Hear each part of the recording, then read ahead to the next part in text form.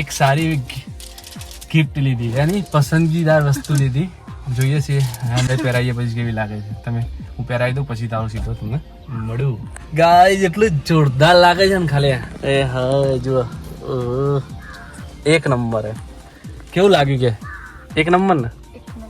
ઓય હોય હા પસંદ અમારી હતી હેડ જા. મસ્તીન પસંદગી હતી ભાઈ.